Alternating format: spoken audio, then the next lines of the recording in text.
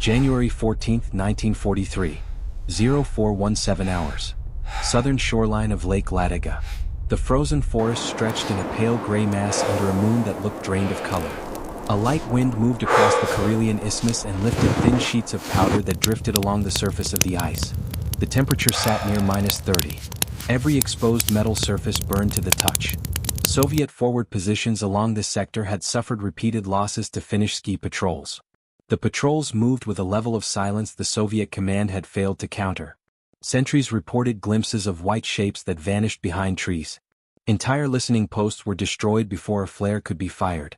The pattern persisted for weeks and morale in the trenches declined with each new loss. Sergeant Elias Volkov stood near a cluster of fir trees that bordered the Soviet line. His breath condensed in short, rhythmic plumes. He listened to the landscape as he adjusted a worn fur cap that he preferred over the standard-issue helmet. He had arrived in this sector 4 weeks earlier and quickly noticed how fear shaped the behavior of every soldier around him. Men spoke in quiet voices near the fire. They avoided the perimeter at night unless ordered. They walked with visible tension and checked their rifles more often than necessary.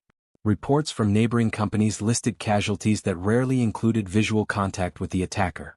The Finns struck without warning and disappeared into deep snow before Soviet patrols could respond. Volkov examined the ground near his boots. A thin ice crust had formed on top of older snow. The crust looked fragile, but it carried weight in specific locations.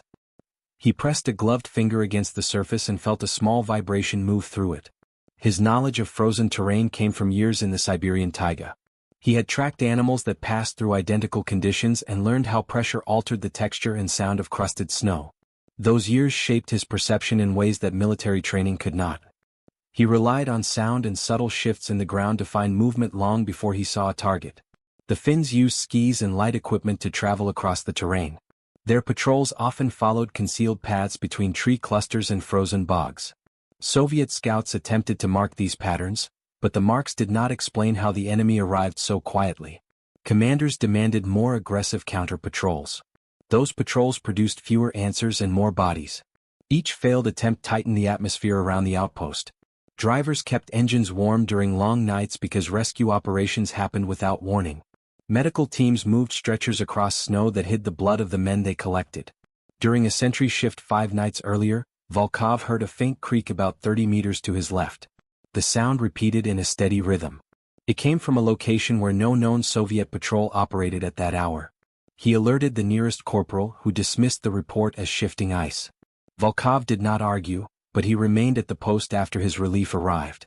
The faint creak returned 10 minutes later. It carried a different tone than settling ice. It had the sound of pressure being redistributed across a crust that had been compacted before.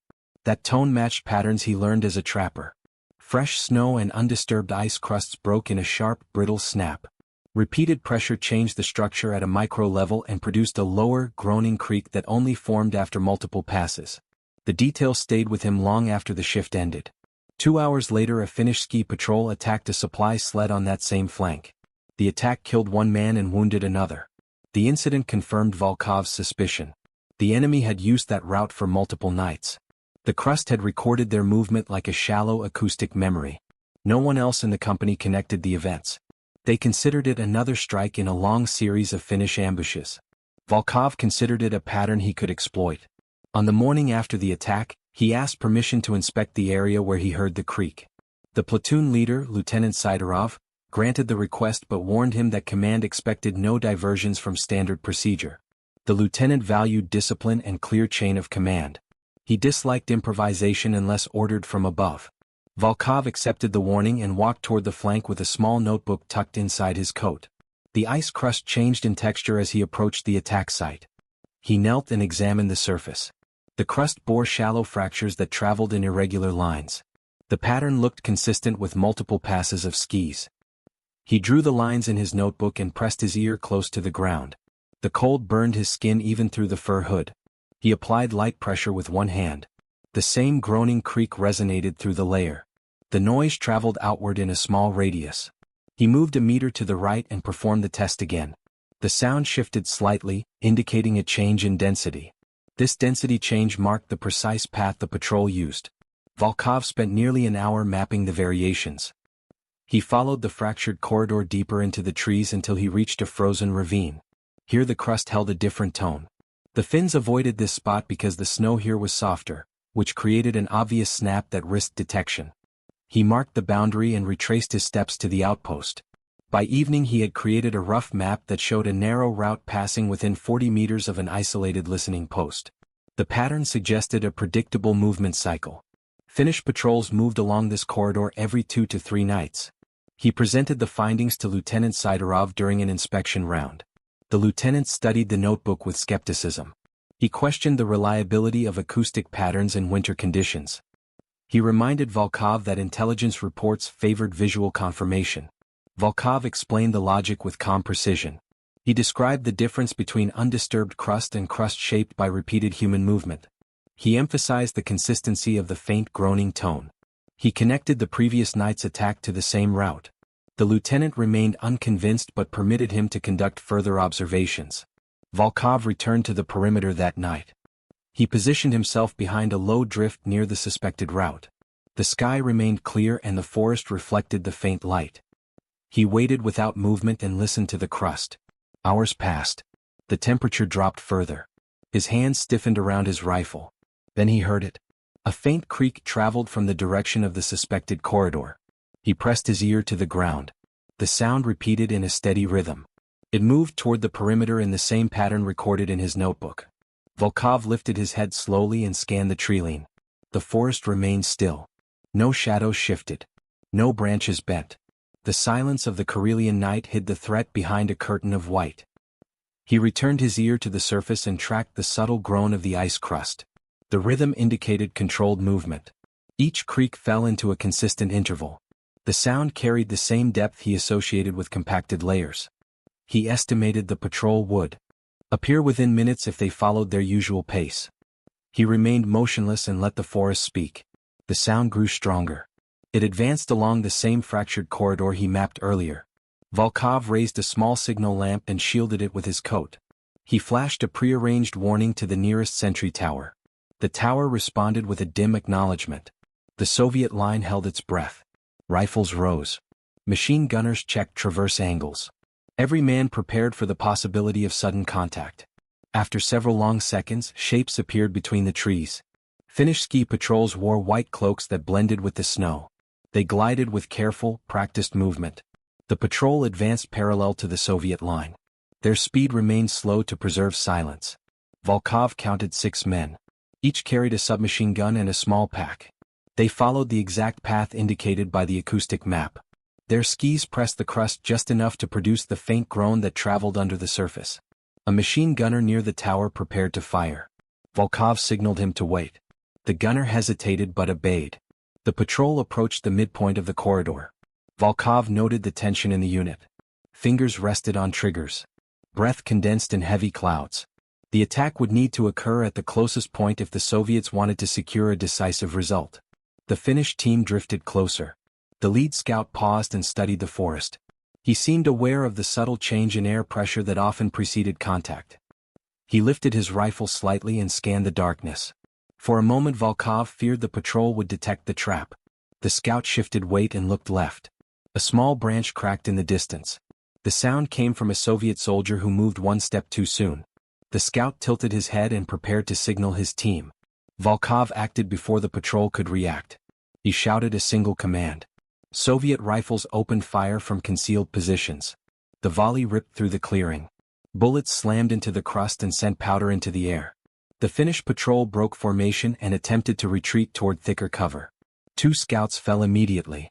Another tried to fire a submachine gun but collapsed as a rifle round struck his shoulder.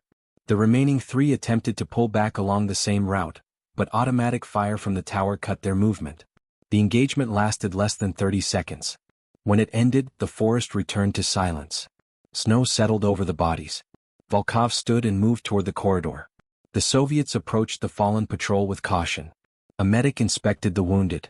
1 Finn remained alive but unconscious. The others lay motionless. The lieutenant arrived moments later and surveyed the scene with visible disbelief. He studied the density of tracks. He studied the map in Volkov's notebook. Then he looked at the frozen crust that had betrayed the patrol's passage. The success sparked immediate interest among the officers. They questioned Volkov about the mechanics of the phenomenon. He described the formation of thin ice crusts that developed after repeated freeze cycles. He explained how weight distribution altered the crust's internal structure. The lieutenant ordered further experiments to verify the method. For the first time in weeks, the Soviet line felt a shift in momentum. By the next morning, word spread that a new detection technique had led to the first successful ambush against the Finnish patrols in this sector. Several platoon leaders visited Volkov's position. They asked for demonstrations of the ice crust creak test. Volkov guided them to the corridor and instructed them to kneel and apply controlled pressure to the surface. Many struggled to hear the subtle groan. Their ears lacked the experience of a seasoned trapper. Volkov encouraged them to remain still and listen for the tone that separated compacted routes from undisturbed snow. During the demonstration, one officer noted that a segment of the corridor showed a weaker creak. This indicated the patrol had shifted slightly to avoid visible tracks from the previous engagement. Volkov marked the change in his notebook. The lieutenant ordered additional sentries to monitor the area at preset intervals. They rotated in pairs. Each man recorded acoustic impressions. The data accumulated and created a primitive but functional map of pressure signatures over time. As the days passed, the Soviets discovered new patterns. Certain segments of crust displayed a rhythmic sequence that matched patrols moving at slow speed. Other parts exhibited sharper cracks associated with heavier loads such as supply sleds or small mortar teams. Volkov refined the technique with each discovery.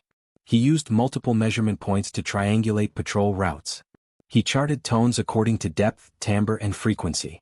His notebook grew into a detailed field manual for winter acoustic reconnaissance. Commanders initially questioned the reliability of such a non-standard method. They insisted on visual confirmation before any large-scale action. Yet every test produced the same result. The acoustic signatures predicted movement more accurately than conventional patrols.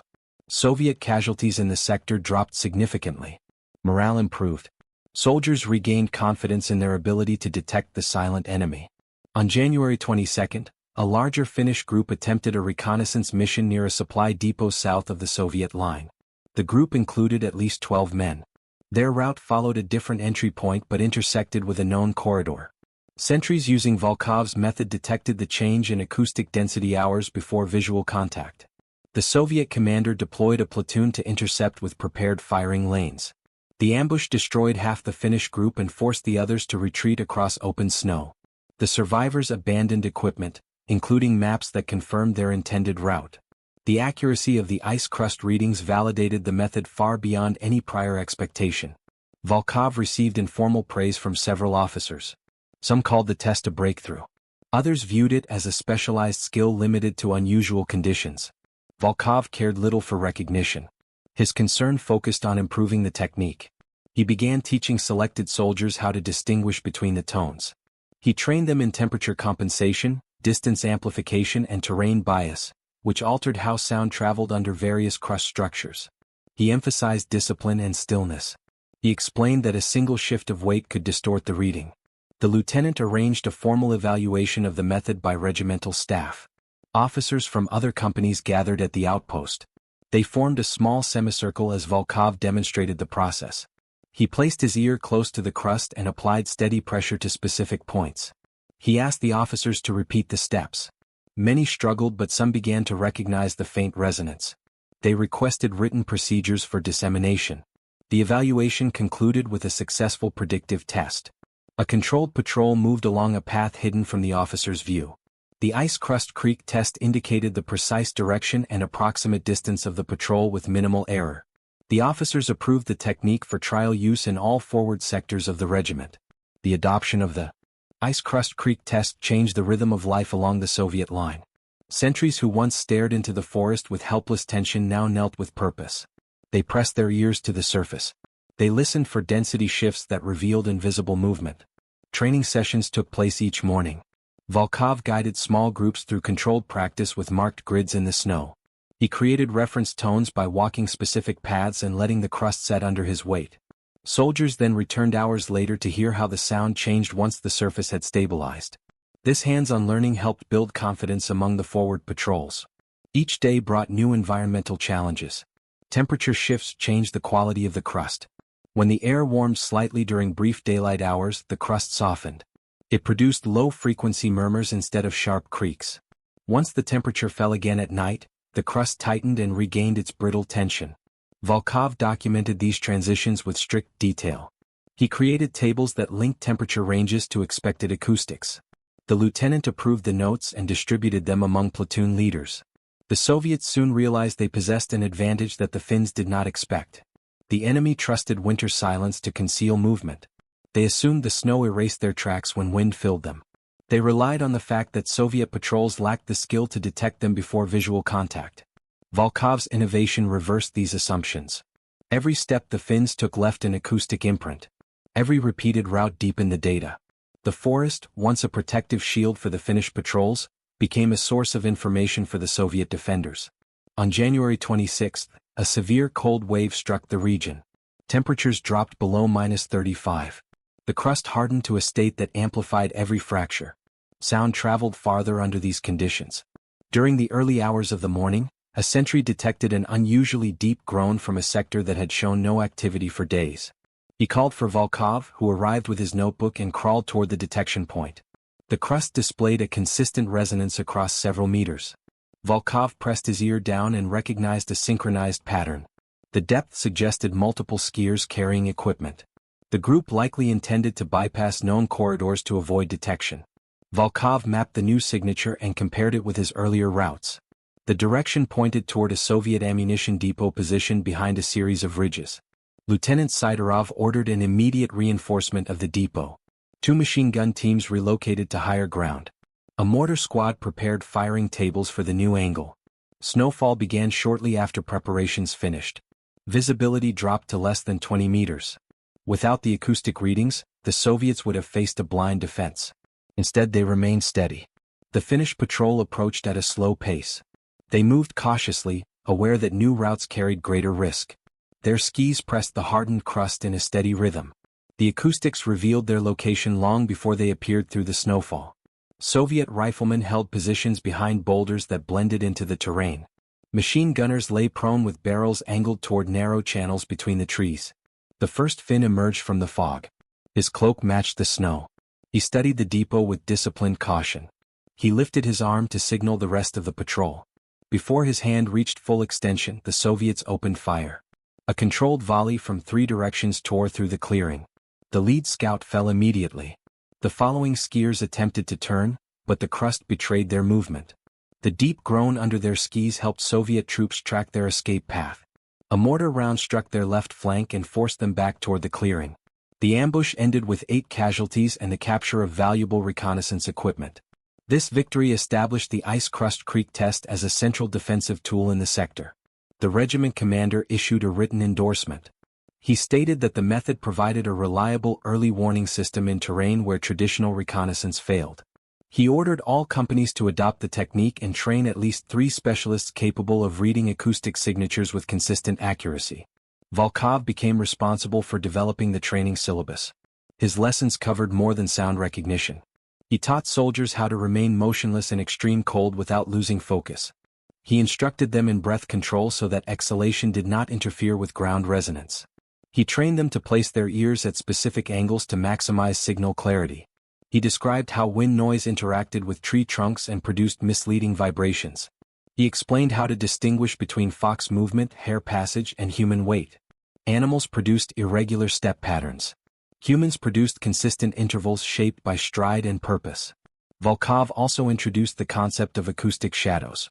These were zones where sound from repeated pressure failed to travel because of hidden cavities under the crust. An unwary sentry might mistake this silence for inactivity. Volkov marked these zones with small branches and warned his trainees to avoid drawing conclusions from incomplete data.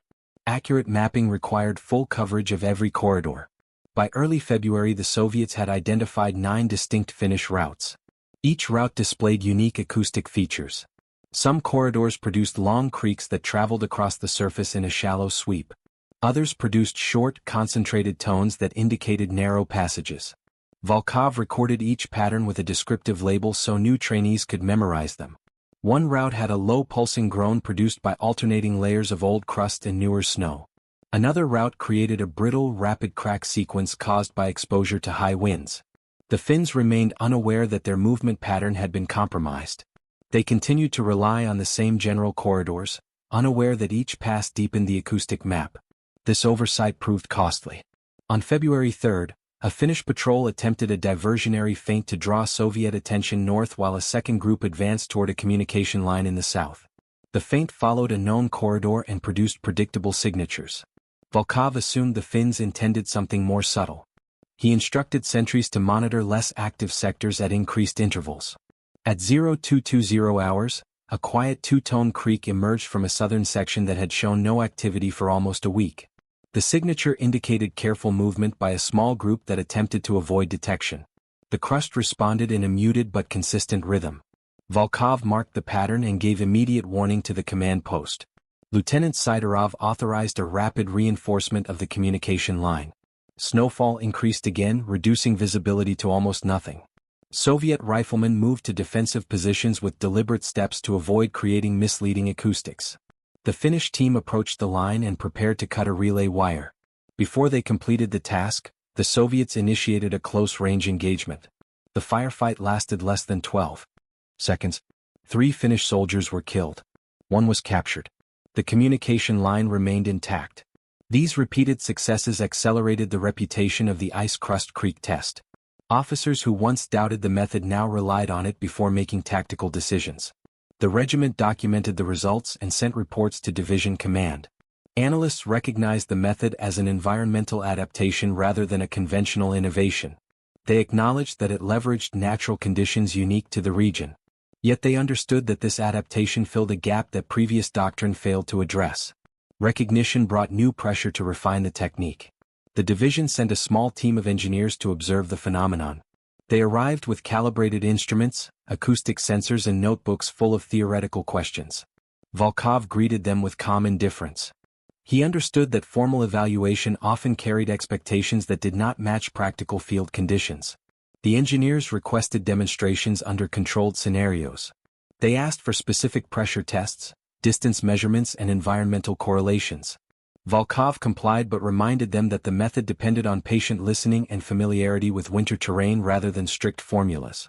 The engineers placed weighted planks on the crust to simulate human movement. They attempted to record the resonance with small microphones. The devices captured faint tones but failed to register the deeper groans that experienced ears recognized easily. The engineers noted the limitations of their equipment in extreme cold. Frost formed on the cables. Batteries drained quickly. The sensors stiffened and lost sensitivity. Volkov watched them struggle and suggested they rely on direct listening as he had done for years. Some accepted the guidance. Others continued to rely on their instruments. To validate the method, the engineers arranged a blind test using a volunteer patrol that skied along marked routes hidden from the observers. Volkov identified the path through acoustic signatures with high precision. The engineers repeated the test several times. Volkov's accuracy remained constant. Although the engineers could not express the phenomenon through clean mathematical models, they acknowledged its tactical value. They filed a positive report that encouraged wider adoption in cold regions. As the technique spread, Soviet units in neighboring sectors began sending inquiries. Some officers traveled by sled to receive direct instruction. They listened attentively as Volkov described the mechanics of crust formation. He emphasized that not all snow produced the same quality of acoustic memory. Regions with deep powder lacked the necessary crust hardness. Areas exposed to wind created inconsistent surfaces. The ideal conditions formed after cycles of thaw and freeze, which produced a thin but durable crust that carried sound across distance. These brief lectures served as technical briefings that shaped winter doctrine for the regiment. Meanwhile, Finnish command grew concerned about the rising casualty rate in areas previously considered secure. Reconnaissance teams reported increased ambushes. Survivors described Soviet forces reacting with uncanny timing. They claimed that Soviet sentries responded before visual detection was possible.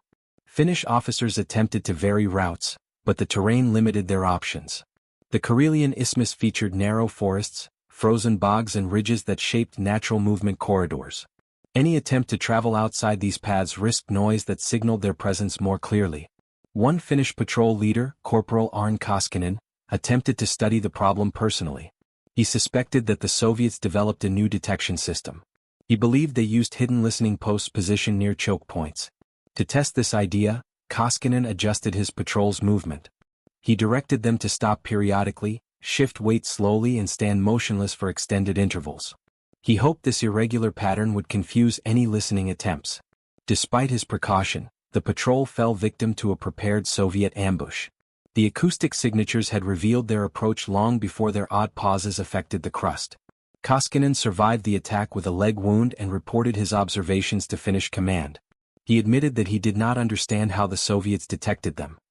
He noted that each time they crossed long stretches of hardened crust, they felt subtle vibrations that resonated under their skis. He believed the Soviets might have exploited these vibrations. His report reached officers familiar with winter warfare. Some dismissed the idea. Others considered it plausible. Without precise knowledge, they could not engineer a countermeasure other than route variation, which remained limited. Within the Soviet sector, the ice crust creak test expanded into a full reconnaissance framework. Sentries adopted a three-phase protocol. Phase 1 required broad acoustic scanning of all corridors within their assigned radius. They identified any unusual tonal changes. Phase 2 involved targeted listening along sections with suspicious resonance patterns. They documented tone quality, interval timing and estimated direction. Phase 3 required immediate reporting to command and preparation for interception. This framework helped reduce reaction time significantly. By mid-February, Soviet forces used the method to guide offensive movements. Instead of waiting for Finnish patrols to attack, they predicted patrol cycles and positioned strike teams along likely routes. One operation on February 14 targeted a Finnish reconnaissance group expected to move through a wooded depression west of the Soviet line. The acoustic map confirmed the patrol route before dawn. Soviet troops formed two staggered ambush lines. When the Finnish team arrived at the narrow depression, they encountered interlocking fire from both sides. The survivors retreated in confusion. They abandoned skis and equipment in their effort to escape. This success produced a shift in operational mentality. Soviet units that once played a purely defensive role now acted with controlled aggression. They moved confidently along the ridges. They patrolled deeper into the forest. They no longer feared sudden ambushes. Instead, they anticipated them and shaped the battlefield to their advantage. Volkov observed these changes with quiet satisfaction. He did not seek praise. He did not speak often during strategy meetings. He preferred to continue refining the test. He updated his tables daily. He recorded how deeper cold altered tone decay.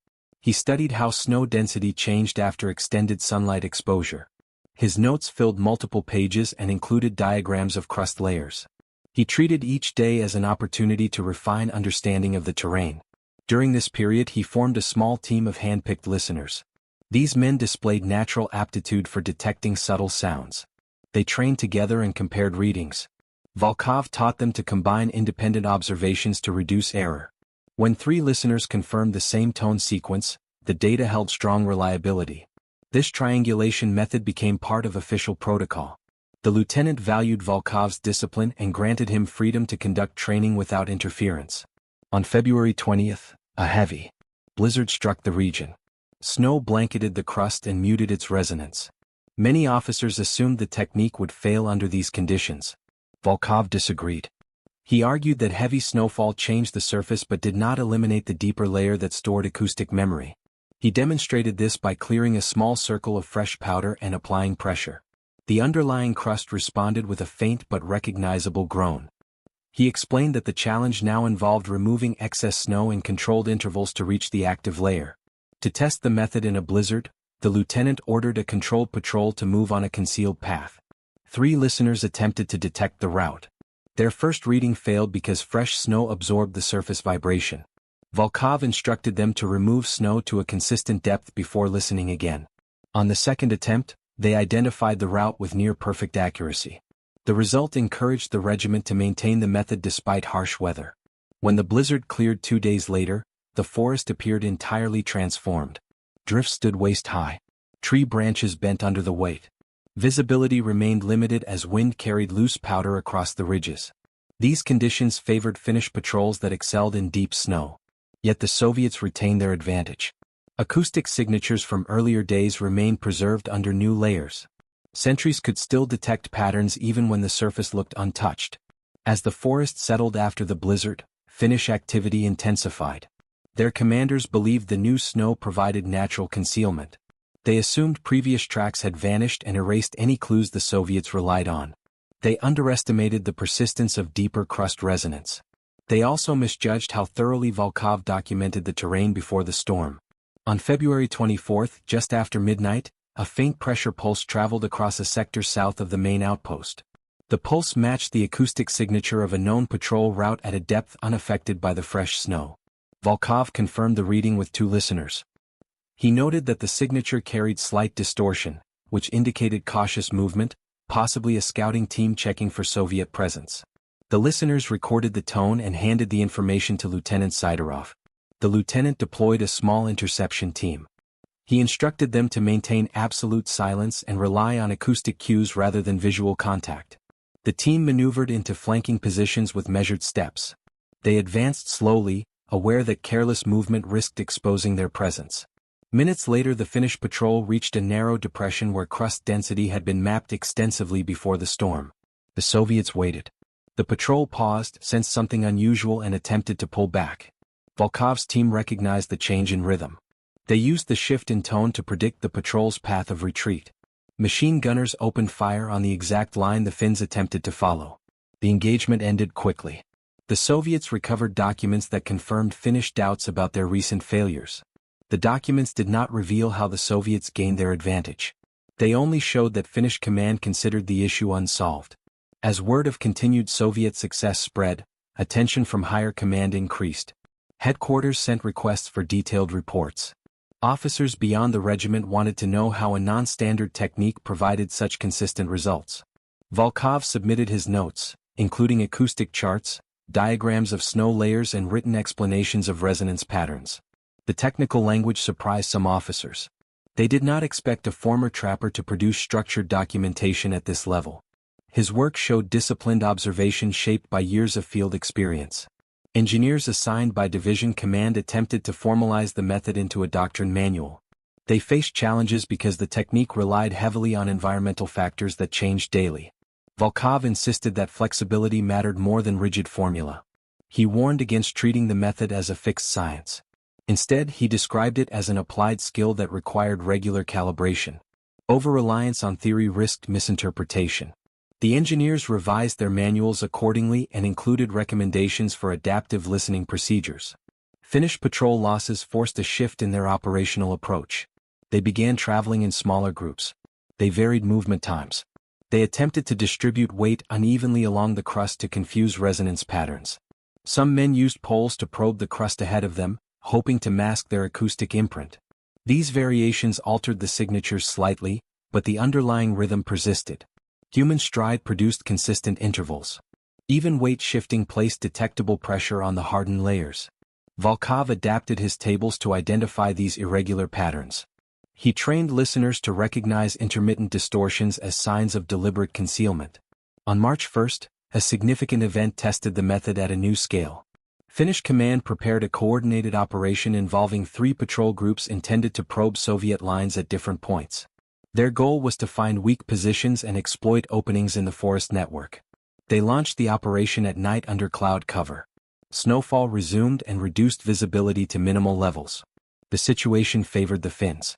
At 2,300 hours, sentries detected overlapping resonance patterns from 2 separate corridors. These signatures indicated multi-group movement. The tones varied in density and rhythm. They intersected at specific angles that suggested synchronized timing. Volkov assessed the readings and concluded that the Finns intended to split Soviet attention by attacking at staggered intervals. Lieutenant Sidorov recognized the danger and ordered rapid redeployment. He positioned rifle squads behind ridges that offered clear fields of fire. He placed machine gunners on elevated ground. He prepared mortar teams to support both flanks. The Soviets relied entirely on acoustic predictions because visibility remained nearly zero.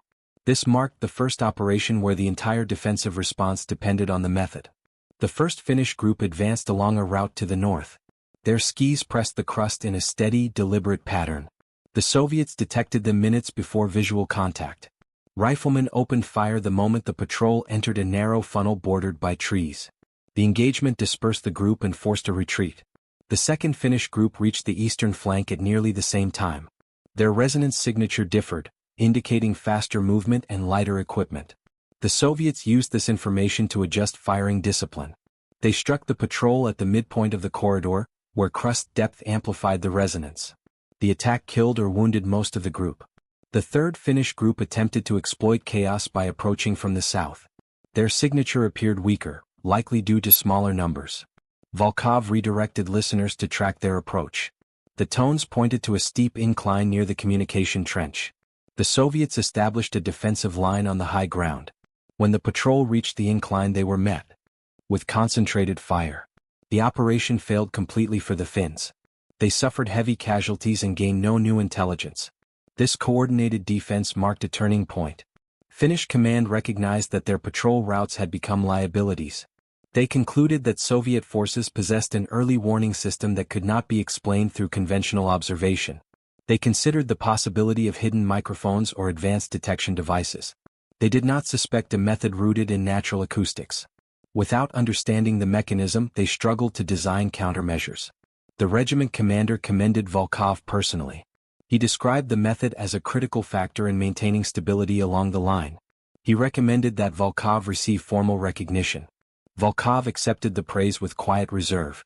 He knew the war demanded practical results rather than personal honor. He returned to his notes and began preparing new training modules for the next rotation of sentries. By March 6, the Soviet front in this region enjoyed a level of predictability that had not existed in months. Patrol losses declined sharply. Supply lines operated with reduced risk. Forward posts expanded their listening radius. Soldiers learned to trust the ground beneath them. They treated the crust not as an obstacle but as a source of intelligence. Yet conditions remained dangerous. The forest still concealed threats that could emerge at any moment. The Finns adapted quickly. Their commander, Colonel Hakkarainen, ordered his men to explore untested terrain. He encouraged them to cross weaker snow fields and risk deeper prints if it meant breaking Soviet detection cycles. Some patrols attempted night crossings of frozen streams, where crust structure differed significantly. These attempts introduced new acoustic variables. Volkov studied these anomalies with interest. Frozen stream beds produced hollow tones that carried farther but also produced misleading echoes. He collected samples by testing different sections of the stream during various temperatures. He discovered that certain segments amplified resonance so strongly that distance became difficult to measure. To compensate, he trained listeners to use secondary cues such as interval spacing and residual vibration. As Finnish patrols experimented with new tactics, the Soviets faced fresh challenges. The ice crust creak test no longer operated within predictable boundaries. The terrain had become more dynamic. Yet Volkov viewed this as progress. Adaptation proved that the method influenced the enemy at a strategic level. Any tactic that reshaped enemy behavior held tactical value. He continued refining his approach and instructed his team to maintain constant vigilance. By mid-March, the forest no longer resembled the environment where Volkov first discovered the acoustic signatures. Multiple freeze and thaw cycles had created uneven layers. Some areas held brittle crust. Others held dense, compacted slabs that carried sound differently. This complexity challenged even experienced listeners. Volkov adapted by creating multi-depth listening points. Instead of relying on a single surface signal, he instructed sentries to test several adjacent spots to measure resonance across layers. This provided a clearer picture of direction and weight distribution. During this period, the Finns attempted their boldest maneuver yet. A specialized patrol unit trained in deep winter navigation moved through a sector believed to contain unpredictable crust patterns. Finnish scouts studied terrain features carefully. They aimed to avoid any known corridor and intended to cross a series of ridges that forced uneven pressure on the snow. They believed this irregular pattern would defeat whatever system the Soviets used. Their strategy depended on creating inconsistent resonance that lacked the rhythm of earlier patrols. On March 11, just after dusk, the first faint disturbances reached the Soviet line. The tones carried unusual irregularities. They rose and faded unpredictably. They shifted between shallow cracks and low murmurs. A new listener might have mistaken the pattern for animal movement. Volkov recognized something different. He suspected trained scouts testing the limits of detection. He instructed 3 listeners to spread out and gather data from wider positions. They compared notes and traced the source to a ridge network that had remained inactive for weeks. Lieutenant Sidorov examined the readings and prepared a cautious response. He deployed scouts to flanking positions and placed a small reserve behind the main line. He did not commit larger forces until acoustic conformation improved. Snowfall returned, forcing the listeners to clear small sections of the surface to reach the deeper crust. As the Finnish patrol advanced, their attempt to confuse resonance began to fail. Human movement produced consistent intervals even when stride pattern changed. The variation caused by crossing ridges altered the tone but not the underlying rhythm. Volkov mapped these irregular cycles and identified the approximate path. He estimated the patrol numbers between 5 and 8. He predicted they aimed to probe the left flank where tree density provided concealment. The Soviets established firing positions along a narrow approach route. They maintained strict silence. The wind carried light powder that settled in thin sheets on their weapons and coats. The listeners confirmed the patrol closing in. The final tones grew clearer as the Finns entered a dense stand of spruce trees. The first visual confirmation came when a scout stepped from behind a trunk. His cloak rippled in the wind. He scanned the darkness and turned to signal his men.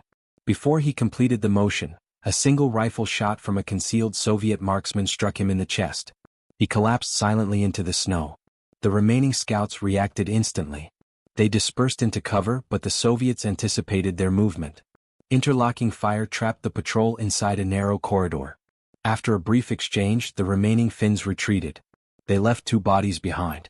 The engagement confirmed once more that resonance patterns, even distorted ones, still exposed the route. Finnish command received word of the failure 2 days later. Colonel Hakkarainen held a staff meeting to address the growing issue. His officers discussed several theories, including buried sensors and disguised listening posts. They debated whether Soviet forces used seismic devices. None considered the possibility that natural crust acoustics provided the information. As a result, they misdiagnosed the problem and offered ineffective solutions. They recommended heavier patrol boots or attempts to step softly. They suggested alternate spacing between scouts. None of these measures addressed the core issue. Soviet listeners continued to track patrols with consistent success. Within the Soviet regiment, Volkov's status grew quietly. Officers respected his results, but he avoided attention. He continued refining his tables and taught listeners to work independently. He created rotating assignments so each man gained experience under different conditions. He emphasized that overconfidence could cause mistakes. The forest changed every day. The crust changed every hour. Listening remained a living skill, not a static rule.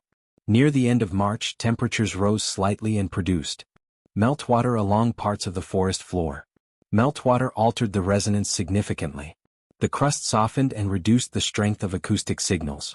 Listeners struggled to detect patrols with their previous clarity. Volkov adapted again. He introduced a tapping method using a wooden stick. Instead of relying on pressure alone, listeners tapped lightly to create controlled vibrations. The crust responded with subtle tones that revealed density changes. This method restored detection potential during warming periods. On March 28, a final major engagement tested the method under transitional conditions. Finnish forces attempted a coordinated night assault on a supply route near the frozen shoreline. Their approach used 3 teams traveling across mixed terrain. Some sections held brittle crust. Others contained slush patches that muffled movement. The first signs of activity reached Volkov late in the evening. The tones were faint and inconsistent. He cross-referenced them with previous charts and recognized a partial match to a rarely used corridor. He alerted Lieutenant Sidorov, who deployed screening squads. They moved carefully, testing the ground with light taps to improve detection accuracy. As the Finns advanced, the crust beneath them produced mixed patterns. Slush reduced resonance, but the hardened patches still revealed intervals. The listeners combined both data types and traced the patrols with relative precision. When the first Finnish team neared the supply route, the Soviets struck from elevated defensive positions. The second team attempted to flank the line but encountered concentrated fire guided by acoustic estimates. The third team retreated before full contact after sensing the Soviet response had been prepared. This engagement confirmed the method's versatility. It functioned in brittle cold. It functioned after blizzards. It functioned in rising temperatures. It functioned even on mixed terrain. The regiment concluded that the technique belonged among essential winter reconnaissance tools. As April approached and the thaw intensified, the crust deteriorated. The ice softened across the landscape. By late April, the phenomenon that enabled the method faded. The crust lost the density required to carry acoustic memory. The forest returned to its spring character. Meltwater streams ran between trees. Snow patches thinned and collapsed. Resonance no longer held information. The conditions that made Volkov's method possible disappeared. Despite the seasonal change, the impact remained significant. The Soviets retained control of the sector and prevented major Finnish penetrations during the winter months. Dozens of patrols were intercepted. Losses declined. Morale stabilized. Volkov's adaptation demonstrated how environmental awareness could shape battlefield tactics in conditions where traditional doctrine failed. After the winter campaign, Volkov received a commendation for initiative and innovation. The recognition circulated within the regiment but did not reach higher levels. His method remained undocumented outside the region. Other fronts lacked similar snow conditions and could not replicate the technique. Over time the event faded in official records. Only the soldiers who served beside him remembered how a former Siberian trapper read the frozen ground and turned silence into warning. Years later, veterans from the regiment recalled the winter of 1943 with a mixture of exhaustion and respect. They described nights spent kneeling in the cold, listening to the earth for signs of danger. They remembered how fear gave way to understanding. They spoke of the moment when the enemy stopped being a ghost in the forest and became a predictable presence. They credited Volkov for giving them control at a time when chaos dominated the front. Elias Volkov returned to Siberia after the war. He lived quietly near a forest settlement where he resumed work as a trapper. He kept his wartime notebooks stored in a small wooden chest. He rarely spoke of the events near Lake Ladoga.